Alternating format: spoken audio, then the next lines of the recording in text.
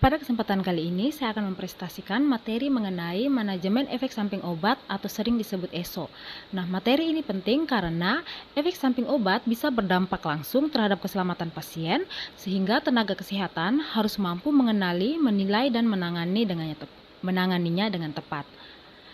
Nah, yang pertama kita masuk ke definisi.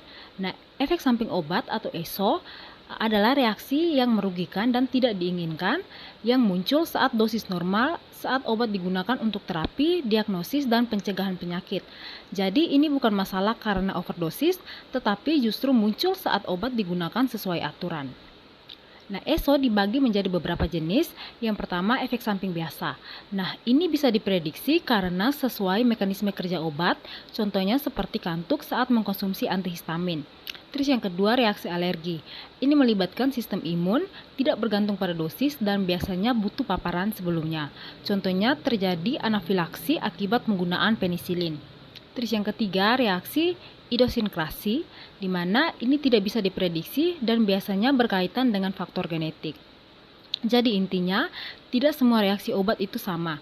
Ada yang bisa kita prediksi, ada juga yang tidak bisa diprediksi. Selanjutnya, ESO diklasifikasikan menjadi tipe A sampai tipe F. Nah, tipe A merupakan tipe yang paling sering terjadi, bisa diprediksi dan biasanya berkaitan dengan dosis, misalnya seperti pendarahan akibat warfarin. Terus tipe B biasanya jarang tapi serius dan tidak bergantung pada dosis, misalnya seperti terjadinya anafilaksi akibat penggunaan penisilin.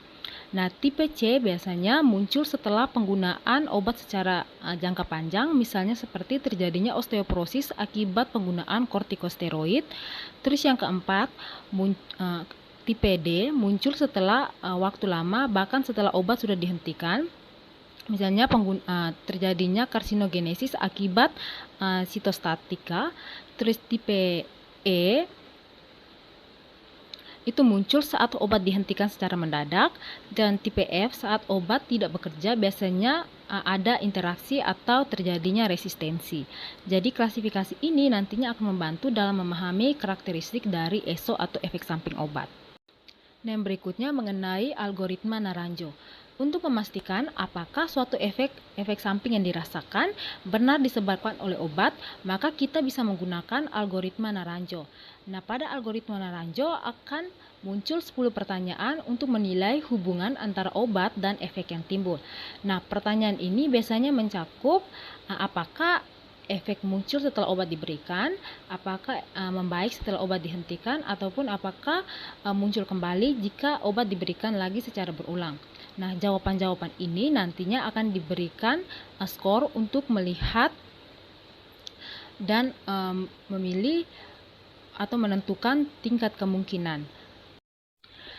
Nah, interpretasi dari skor yang diperoleh dari 10 pertanyaan pada algoritma Naranjo nantinya dimasukkan dalam kategori. Yang pertama itu ada kategori pasti dengan skor lebih besar sama dengan 9, di mana ini berarti hubungan antara obat dan reaksinya sangat kuat. Berarti buktinya mendukung bahwa obat memang menyebabkan terjadinya efek samping yang terjadi pada pasien.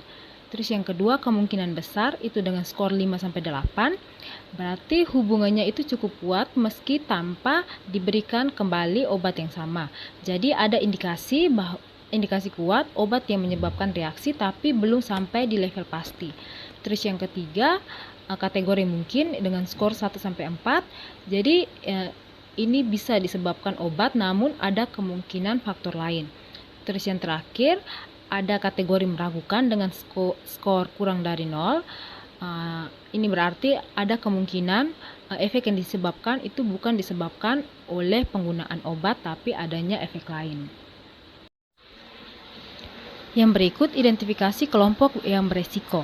Jadi tidak semua pasien memiliki resiko yang sama terhadap efek samping obat. Ada beberapa kelompok tertentu yang lebih rentan sehingga perlu perhatian khusus. Nah, yang pertama pasien geriatri atau pasien lanjut usia karena terjadinya penurunan fungsi ginjal dan hati sehingga obat lebih mudah menumpuk.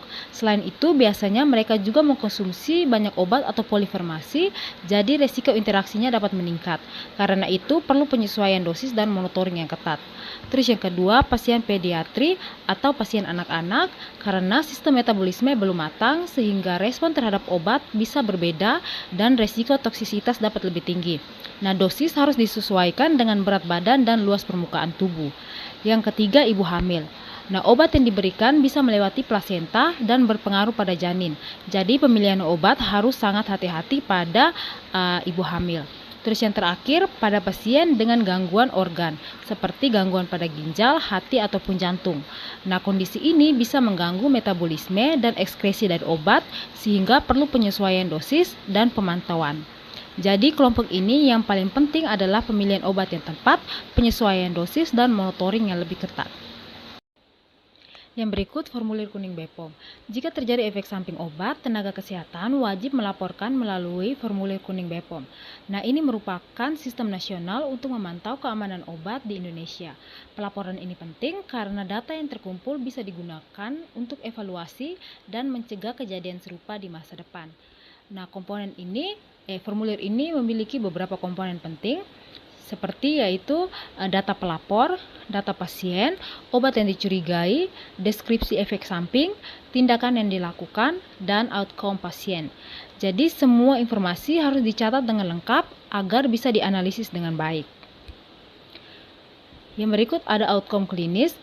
Nah, hasil akhir dari efek samping obat bisa berbeda-beda, mulai dari sembuh total, sembuh dengan gejala sisa, bisa sembuh, meninggal, ataupun tidak diketahui. Outcome ini penting untuk melihat bagaimana dampak ESO terhadap pasien. Yang berikut mengenai mekanisme pelaporan. Nah, pelaporan ESO bisa dilakukan melalui berbagai jalur seperti langsung ke BPOM, melalui aplikasi eMeso, lewat komite farmasi dan terapi rumah sakit atau sistem internal fasilitas kesehatan. Jadi, pelaporan ini sudah terstruktur dan bisa dilakukan dengan berbagai cara. Setelah ESO terjadi, penanganannya harus dilakukan dengan sistematis, mulai dari identifikasi dan penilaian, kemudian penghentian atau penyesuaian dosis obat, pemberian terapi suportif, hingga penggantian obat jika diperlukan. Selain itu, perlu monitoring ketat, edukasi pasien, serta dokumentasi dan pelaporan. Tujuannya adalah untuk mengurangi dampak ESO dan mencegah kejadian yang serupa kembali berulang. Nah, penanganan ESO tergantung pada tingkat keparahannya. Pada kasus ringan, biasanya cukup monitoring dan edukasi. Pada kasus sedang, bisa atau perlu dilakukan penghentian atau pergantian obat sesuai dan pemberian terapi tambahan. Pada kasus berat, harus segera dihentikan, dilakukan rawat inap, dan ditangani secara intensif. Sedangkan pada kasus fatal, perlu investigasi menyeluruh dan pelaporan segera. Jadi semakin berat kondisi pasien, penanganannya juga harus cepat dan intensif.